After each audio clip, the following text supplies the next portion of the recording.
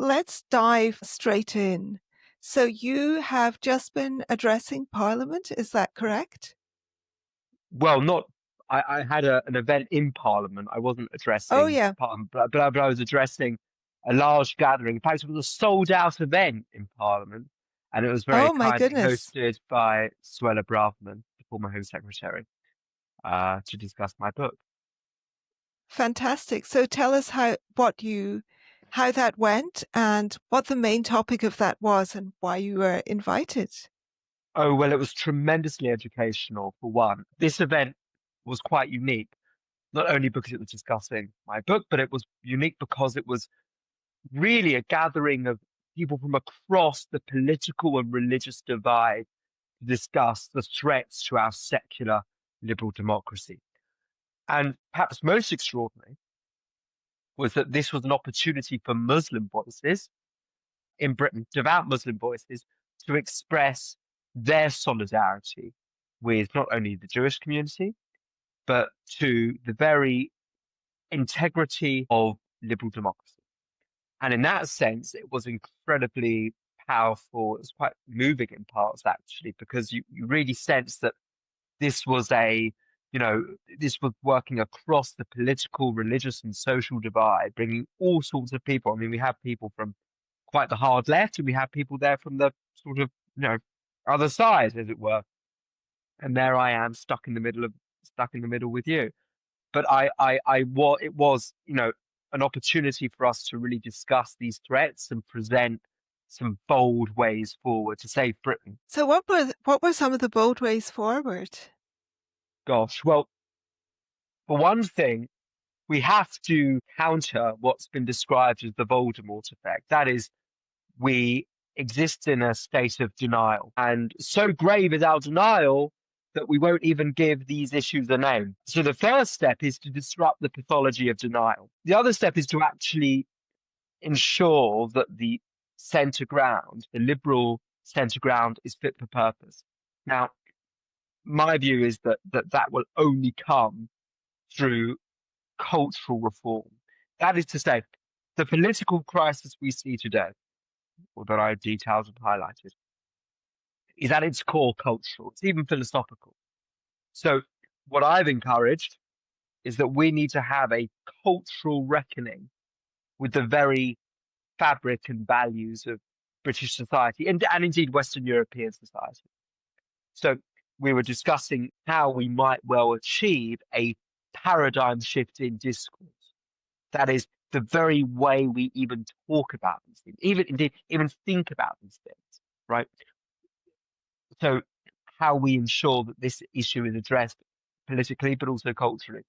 And also how we can amplify the voices of those in other communities, but particularly in our Muslim communities, to tackle what I've addressed as Islamism beyond Islamists, the normalisation of Islamist thinking in large swathes of our Muslim communities, how we actually work alongside Muslims who feel troubled and worried about this current trajectory, and how we ensure their voices are protected. Because ultimately, one of the great things that's stopping people from even talking about this issue is fear. And fear exists amongst non-Muslim actors, particularly those who occupy positions of, if you will, within our liberal elites. But of course, it runs very strongly for Muslims who feel they want to speak out. Many don't because they feel the consequences are perhaps just too serious. And what we want to do is we want to promote a society which is diverse, which embraces the dignity of difference, because I happen to think, and people gather there happen to think, there is a particular virtue in having a diverse, multicultural melting pot. But when the pot has melted, I argue it has, that can be extremely problematic, and it prevents us from unleashing the potential, the real good in living in a diverse society. Yeah. So when did you first become interested in this topic? When did the first seeds of this book begin? Well, in central London in the May of 2021, along with my mother, I'm a good Jewish boy, so I go with my mother everywhere, and we went to central London and we went to counter what was a pro-Palestine gathering in Whitehall, which is just by where the In Prime Minister. 2021. Yeah. Okay. Yeah, yeah.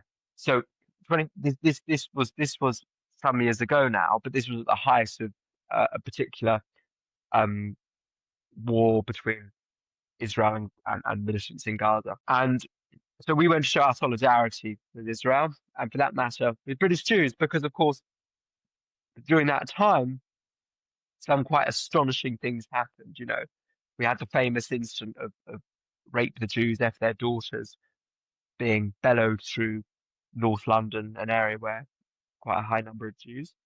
And we had synagogues vandalized. My local rabbi was attacked physically. It was a pretty frightening time. And so we went there just to, show our support and solidarity. And we were a small group made up largely of grandmothers. We were just singing and waving flags. We were singing just Haba Nagila. So we were hardly offensive or hardly, for that matter, incendiary, and certainly within the law and exercising our right to protest. And we were greeted with this mob, this infuriating, foaming at the mouth mob of men, many of whom were accompanied with their children, and they subjected us, this small group of counter-protesters, we were 12, 15 in number, I can't remember, to the most horrendous abuse. And when I say that, I mean it was intimidating Arabic chants. It was throwing various missiles towards us, including a very large rock was hurled towards us. And my friend, bless him, it was his first demonstration in London. He just arrived in from Paris. I mean, God, what a welcome! And a large rock nearly hit his head. Could have killed the poor fellow. I mean, it was just horrendous. And what was striking about this particular experience, wasn't just what happened. It was the fact that it happened in London. It happened here, in this centre of multicultural tolerance. So I then had to go away. I mean, I was incredibly distressed. I mean, it really scarred me and really affected me. But I had to go home and really, I had to dwell on one question. How could this be here in Britain, in multicultural, tolerant Britain? And then I realised that ultimately we need a reckoning with those values themselves, those ideas, because it's precisely those ideas and which, to me, seem to be without boundaries, established boundaries. And as a result, we've ended up tolerating things which don't particularly like us very much. And I thought, well, okay, I ought to initially began as an article, but then partly another motivation of mine was that I saw the people addressing this issue were not people who I particularly trust. That is, people who may lean quite the populist hard right. And therefore I thought, you know what? Centrists need to get their act together. They need to be able to deal with these issues and articulate difficult, unpalatable points of view, but doing so within the boundaries of liberal democratic processes and norms. And that's exactly what I try to do. And so that was my motivation, really. I'm glad you talked about fear. So I'm very familiar with this discussion. It feels as though these kinds of incidents, these kinds of concerns about both Islamism and what I just call thug Islam, this kind of Muslim shows of strength among the kind of more illiberal part of the Muslim community, especially young Muslim men. I feel as though this has been going on forever. I was first aware of it in 1989, the Rushdie fatwa. And there were people protesting in London wanting Rushdie who was in the UK at the time, to be deported to Iran so that he could be hanged. And bookshops that sold the satanic verses were being bombed. His translator was killed. I remember the response from the Muslim community, from 90% of them, was they were either participating or unwilling to criticize. And this has been a continual sort of pattern in the UK. And people have been very afraid to do anything about it. And as you say in the book, and I like the fact that you are so clear about this, there's two aspects to this fear. And one is a fear of being accused of racism, of being accused of being far right, etc. And the other is a literal physical fear of violent repercussions from the Muslim community. So, and what we have done in the past is allowed just a few very brave people to speak up, and those people have ended up, like the teacher at the Batley School, in hiding or dead. And we need to, if we could, there's strength in numbers. If we could get together, we could tackle this problem. We could spread the danger. But that is not what has ever happened in the past. I'm glad to see that you're fighting for this now, that the fight continues. Yeah, well, thank you. That's incredibly insightful. One of the things I'll say is that the Batley school teacher, for example, he's not, he wasn't intending to be brave. You know, Yeah, that's what's so yeah, remarkable about that whole affair was that he displayed those images in a pedagogical manner in order to teach his students about what some people perceive as blasphemy. And the same imagery he was using, you know, he also used Boris Johnson for goodness sake, and I think Donald yeah, Trump, right? And yeah, and and so it's not just affecting the people who do speak out specifically on the issue. It's affecting ordinary people who express ordinary concerns. But one of the things you said about Rushdie, and then you mentioned about Islamism in the UK, and this is a very uncomfortable point for many. And this partly challenges the whole sort of narratives we have now about we need to stop the boats, right? Which is a very kind of popular view here in Britain. One that I share, incidentally, but people don't seem to realize that there are people that the people who are now identifying most closely with views which we would regard as fanatical or anti-democratic are people who have been here for quite some time. In fact, they were born here yeah, and they might absolutely. have been here for one or two generations. It's like so we have to address then the what is happening within our Muslim communities, and this is why we need to look beyond the actions of a few people. You see, the whole point, I think the word extremism is no longer fit for purpose. The word, or even extremists, is no longer fit for purpose because what we are dealing with in the British context, and indeed in the Western European context, perhaps even in the Australian context, is that Definitely, yes. right.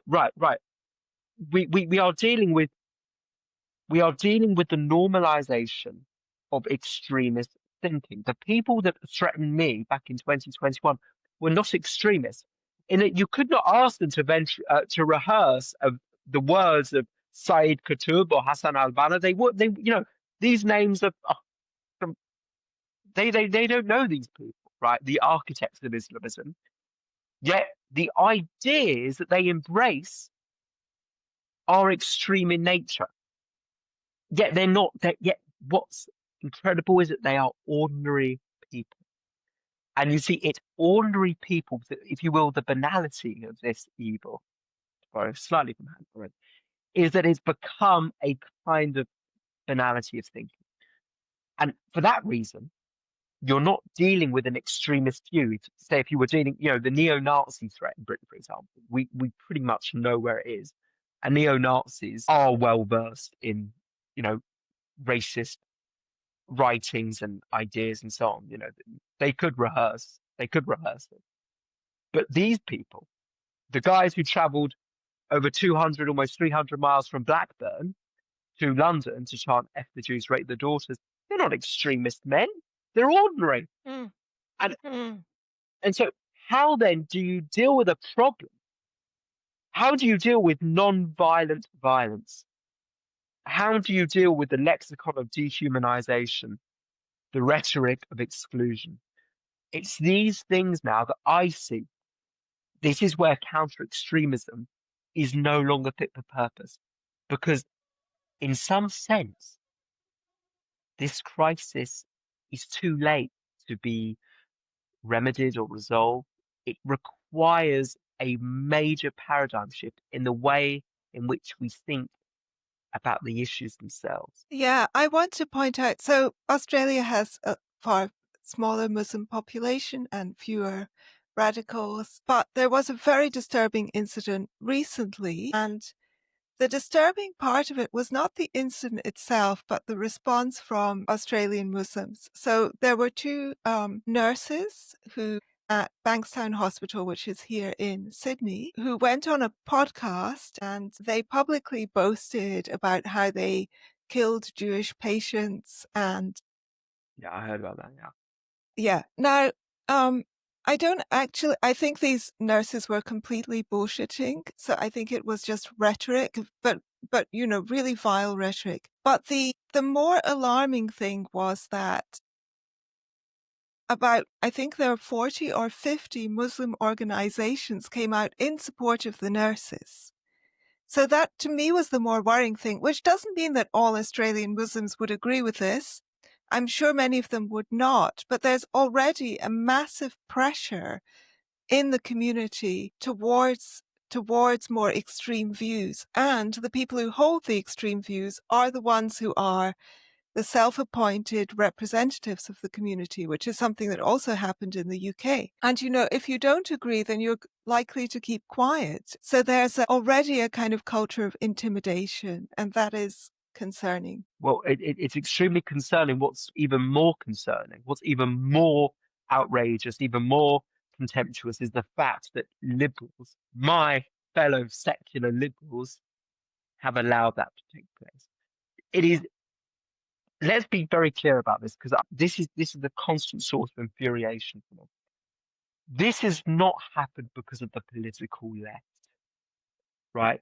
The political left, culturally, we may say that they exercise some degree of power, but this crisis that we face, the civilizational crisis, this culture of intimidation, which has been able to prevail in many cultures, has happened precisely because of the ineptitude and delusional thinking of my fellow liberal compatriots.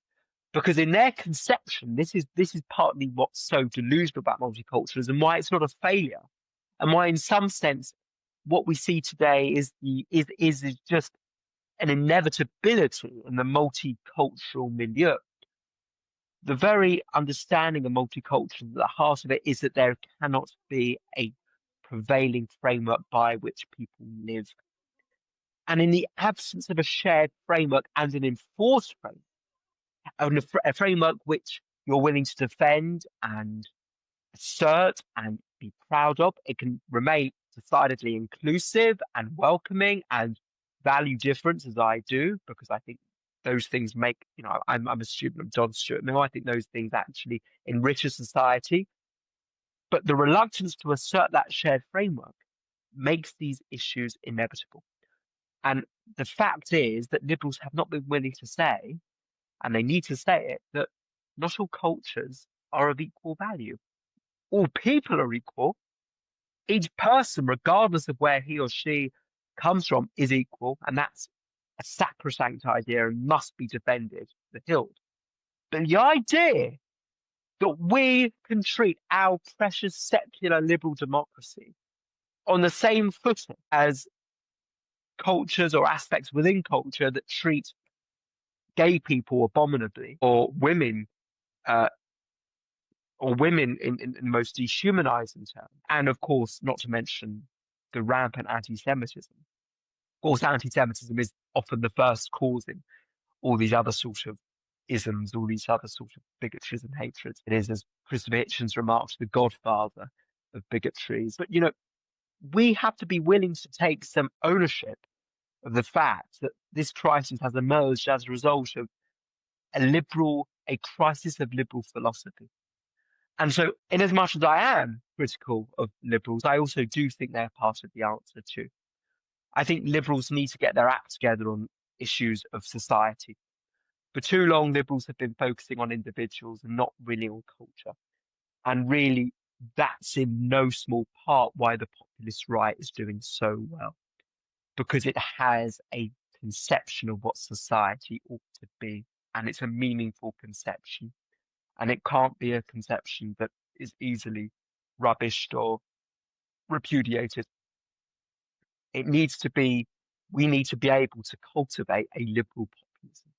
That is a system of values which is democratic, which is open, but fundamentally is committed to preserving the culture and tradition of the nation in which the system exists. And frankly, liberals have had no courage in this fight. It's cowardice on the part of liberals to be able to say, look, we have our way of life here and we demand of the people who come here to respect it. And if we have communities in which a number of people don't respect it, then we're going to protect the voices of those in those communities working for change. What have liberals done? They've abandoned those voices, like the brave sheikh we had speaking on our platform and the one who forwarded my book, and the Muslim voices who endorsed it and I've worked with. They've abandoned those Muslims, the people working to reconcile faith, devout faith, with secular liberal democracy. And who have they sided with? People who ultimately have nothing but contempt for them. Until liberals deal with themselves, these non-Muslim actors, the liberals themselves deal with their own delusions and ineptitude, then there is no real prospect for any kind of meaning. Yeah, you talked about some of the extraordinary double standards that have happened in this regard. One example you gave that struck me was you and your mum, again, I Yeah. Always calls went to, I bet especially your mum, trust me, you don't stop a Jewish grandmother. But yeah. you went to protest, I think it was at the Oxford Union, if I'm remembering correctly, Oh yes, yes, yes, and yes. it Those was the projects. Prime Minister of Malaysia, or the Right. President of Malaysia who was there, and he has virulently and explicitly anti-Semitic views, and I believe he's a Holocaust denier, Yeah. or maybe a kind of Holocaust enthusiast. I And don't know. in his, They go hand in yeah, hand. it's kind of both. It's like it didn't Yeah, happen, yeah. but if it had, it would have been great. Yeah, yeah, yeah. And he even made some really anti-Semitic remarks during his speech. So, for example, he Right. said he did have a few Jewish friends, but they weren't very Jewish. They weren't like other Jews. He couldn't be friends with most Jews. Nor can I. Yeah. um, yeah, all that gefilte fish gets too much Yeah, after a it while. does, it That was does, the it does. problem. Yeah, yeah. He'd seen Yentl too many times. It's really got Yeah. to him. Can anyone else? Anyway, he with his views, there were like 10 people protesting the fact that he was there, peacefully protesting, placarding, not, coming in and disrupting the speech with noisemakers and stuff. And however, if there had been someone from the far right who was saying exactly the same things as he was saying, probably they would never have been able to speak at the union in the first place. And if they had, there would have been a massive outcry. So Well, it feels as yeah. though, you've seen that cartoon about the woman in the office, and she's at her desk, and this guy is standing in the doorway, and he's very handsome, and he says, "Looking good, Sharon." And she says, "Thank you." Right, Then right, yeah. in the second image of the cartoon, there's a big fat guy, ugly looking guy standing in the doorway, and he says, "Looking good, Sharon." And she's picking up the phone. She's like, "Hello, human resources?" Right, And yeah, it's just exactly like that. It's so yeah, crazy. The first, the yeah, Islamist is the good looking guy in the first cartoon. yeah, yeah. Whereas, and Very, the very interesting. the far right person we're calling human resources on. Well, look, I completely. It's a wonderful. It's a wonderful card. And I have to say that that particular. For, I'm actually I've caused a lot of controversy in my own community because I actually am really pro the free speech of anti-Semites. Like Mm. I want them where I can see them. So I've caused a lot of controversy. I don't ever believe that the way you deal with people who hold contemptuous totalitarian views is to silence them. I think that's I extraordinarily dangerous. 100% agreement. Also, if we do start restricting people's speech on the grounds of hate speech, the kind of conversation you and I are now having is one of the first things that would be banned. So, if we can't speak Exactly. openly, we Yeah, can't tackle problems. And so we have to I also deal agree. with some people saying bad and stupid things. I mean, I, that's the I, I, price you pay. I agree. I agree. And in fact, for that reason, I regard the speech of my enemies as precious. Because I know full well what happens if you start just if you give the state that much power. The moment the state decides who and who cannot speak, well, that is an expression of a totalitarian relationship between subjects and state, and I don't believe that. My other point is this: Yeah. that you bring up the particular Oxford Union. Well, look, we've got in the book. I even talk about when Marine Le Pen came, who actually isn't far right, right? She's populist right. Her dad maybe, but not her. She Mm. came to the Union. The anti-racist organisations were there in their droves. I mean, we're talking.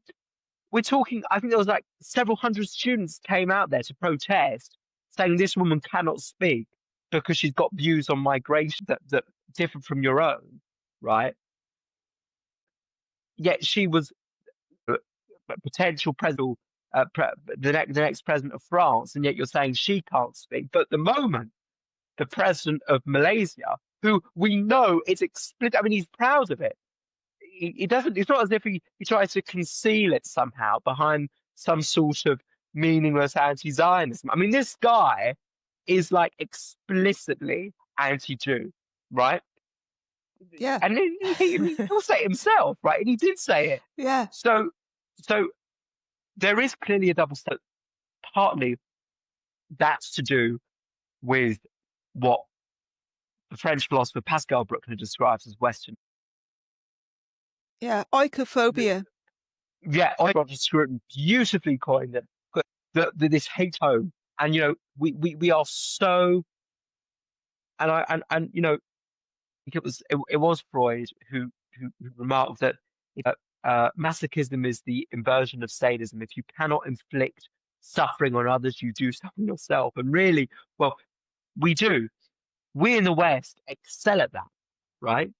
We, but what that leads to then, what that leads to is us glorifying people who, if they had it their way, would destroy the civilization, which affords you the right to deny the legitimacy of your own society, right? In fact, Pascal Bruckner said there's nothing more Western than anti-Westernism, right? Yeah. Because it, That's it, right. it cannot, the kind of stuff that's said on our university campuses, in other intellectual institutions, you would never hear any of that in other countries around the world. Now, I'm all in favour of being able to express ourselves. I'm all in favour of the Chomskys, the Ralph Miller, and even the militant lefties having their view. Right? I'm all in favour of it, and I'll protect their free. As I say, the free speech of my enemies is precious. But we've got to realise what this is doing to the cultural fabric of this nation. Fundamentally, it's creating a sense in which people who have legitimate grievances and concerns are not heard. They are pushed off the political mainstream. And what happens when you get people off the political mainstream? They reject the ballot box as a means by which they can change the world around.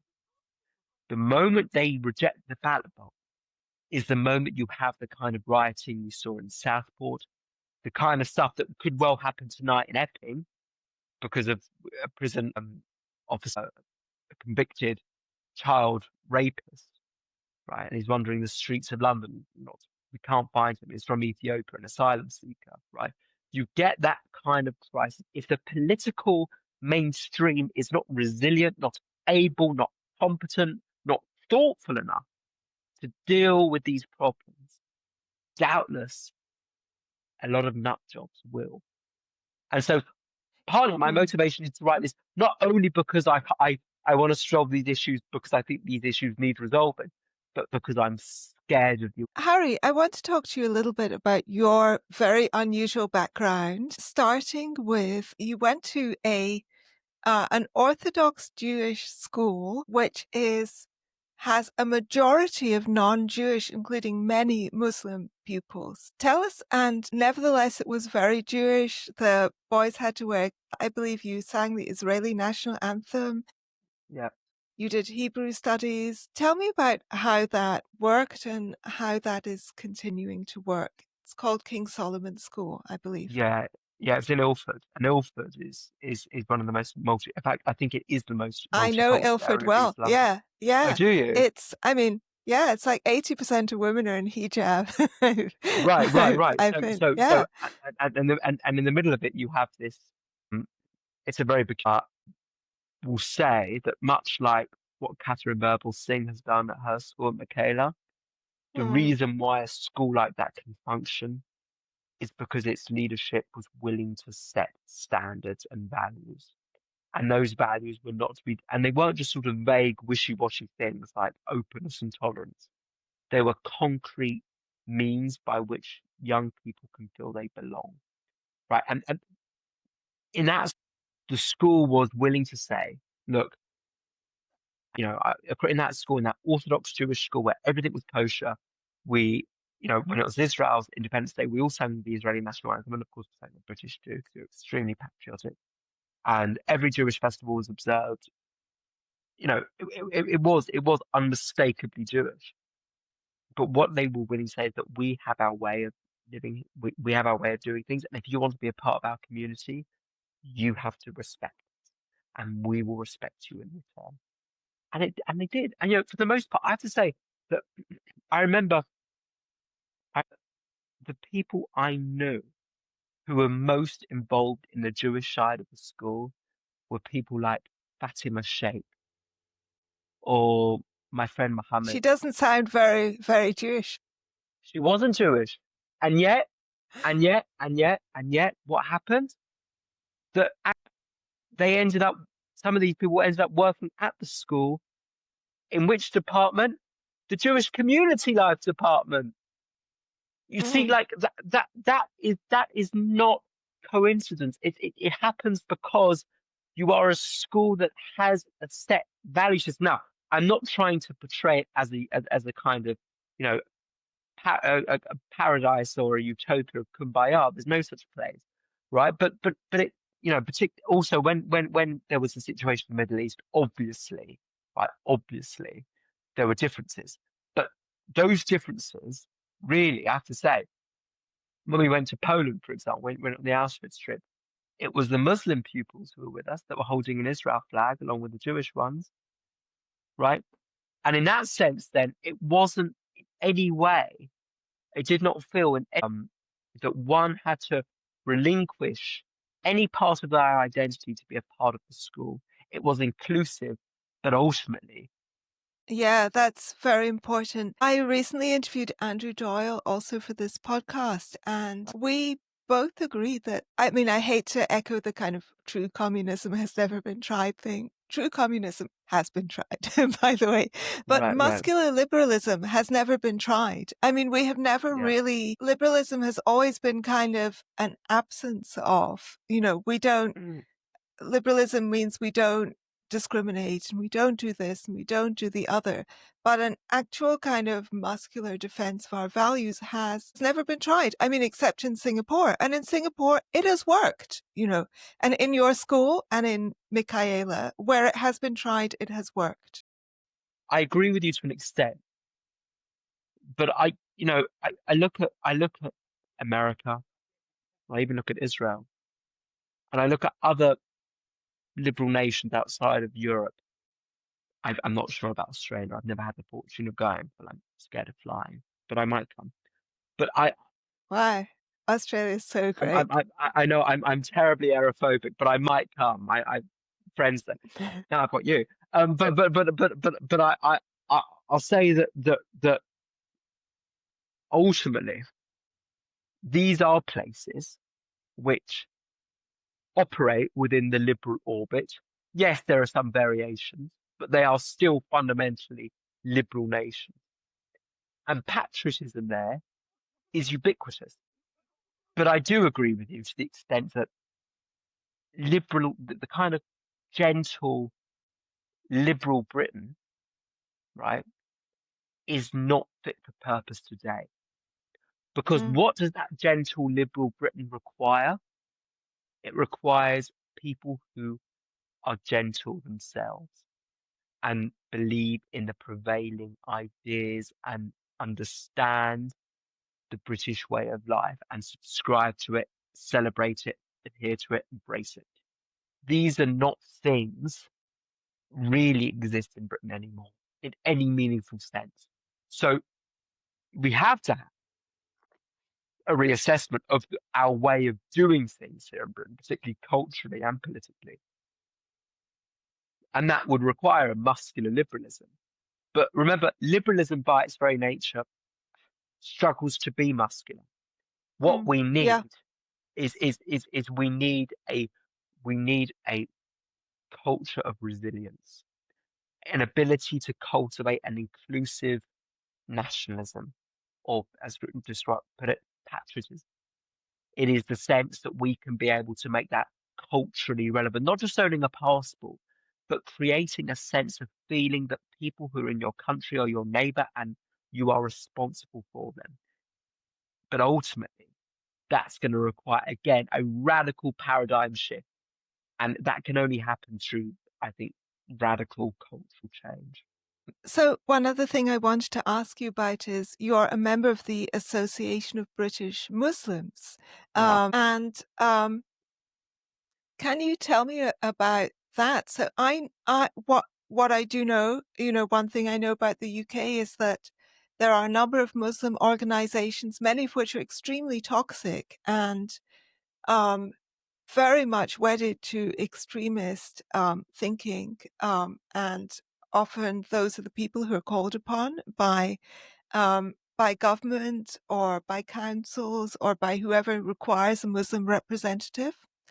The British Council of Muslims, for example, in particular, I think have not, Mend, Care. I mean, there are various organizations that have absolutely not covered themselves in glory. And when people have tried alternatives, those alternatives have largely failed. Um, they fail to gather momentum. And what you have is a very large group of also very alienated young Muslims in the UK for whom the liberal society is not providing them with meaning, and they are seeking meaning in this. I'm going to call it thug Islam because I don't think it's necessarily even about religious devotion. It's just much more basic and tribal than that. So I want to know how the Association of British Muslims is different and how you are hoping to gain momentum for a different and more positive kind of Muslim identity within Britain. Well, I should say that I used to work for them. I Ah, say okay, work, sorry. Yeah. but it was all voluntarily. I you know, I even the directors now, it receives no money, nothing, because the state, to its shame, abandoned organizations like that. Why I joined them as opposed to say the Council of Extremism Mm. is because I met up with people like Faris Rafiq, who's the former CEO of the Quilliam Yes, Foundation. I've I met found, him. yes, I worked with other Muslims that work in the change, and I could see that their work was reclaiming the soul of Islam, that they wanted to reclaim it. And I thought, actually, we need to be able to amplify the those who have a liberal reading of Islam. Because to me, I came to appreciate that the real enemy of Islamism is not the far right. In fact, the far right, because they both cleave to an essentialist view of Islam, that Islam can only be one thing, right? Islamists will say it's great, the far right will say it's bad. In fact, but actually, the genuine far right actually have now changed their tune on that somewhat. And you'll see bizarre meetings with the likes of Nick Griffin, the former leader of the BNP, and Islamism, and Islamist leaders, Mm. because there is a shared, they both cleave to the view that the Jew is our misfortune. Anyway, but The horseshoe the always whole, exerts itself in it, the end. totally always comes to light somehow. It's marvelous. But I decided to work with them because I thought, look, we needed to be able to create a sense that Muslims in Britain can absolutely remain devoted and committed to their faith and even be socially conservative and also believe in the integrity and virtue of secular liberal democracy and a British culture and a British way of life. And the two can be reconciled, right? And I saw it as my job as a liberal non-Muslim, but who cares very much about the peace amongst Abrahamic spiritual descendants, to be able to support that kind of work. But I have to say, and I said this in Parliament, and I said this to Sheikh Paul, who is its managing director, that ultimately organizations like that are so few in number. He is one man, and there are few individuals. And I see then that's a huge problem. And I, will continue to try and amplify the voices of those who are trying to disrupt the status quo and support those who want meaningful change and who want to be able to be proud of their Muslim and British identity and make both things compatible and meaningful. And that's exactly what I try to do. And also push back against anti-Muslim hate and try and make something that is credible and meaningful for this divided, Britain. But ultimately, I fear that because of government inaction, because government just won't support organizations like this and individuals who do this kind of, there is very little prospect for change. My hope then is that if the liberal status quo is defeated electorally, that might be the beginning of a new or might herald a new paradigm shift in the way in which we view in the way in which the state deals with Muslim organizations. And that in turn might change things. But for the next 3 or 4 years of this Labour government, there is no prospect for that kind of change. Mm. But I'm working, hopefully, and still praying that that change can happen for all us. Thank you. Harry, is there anything you'd like to say in the last 5 minutes that you haven't had a chance to say yet, or anything you hope that I would ask that I haven't asked you that you just want to address? All I'll say is to friends in Australia, I assume that's where the majority of people will be watching this. Um, do not allow what has happened in the UK to happen to your country. Because believe me, the mood on our streets is febrile. The prospect for violence and for social unrest is extremely high, never been higher. The sense of atomization and loss of any kind of community reconciliation, these things are palpable, and we have to be willing then to prevent that in other places. And I hope that I know the situation in Australia is pretty bad, but before it gets worse, please, for your sake, do something about it. But that's all I have to Thank say, really. you. All Thank you. right. Thank you, Harry. It's been a pleasure to talk to you. Yes, absolutely. Thank you so much. It was my pleasure. It was lovely talking to you. I hope we can meet one day. Yes, I hope so too. Maybe you could take a ship. Or I could swim. I need to get fitter. I'm pretty good at swimming. I'm well, trust me, when I'm wearing armbands, I'm just incredible. But I cannot be stopped, really. Well, But no, that was great. Thank you. you're welcome.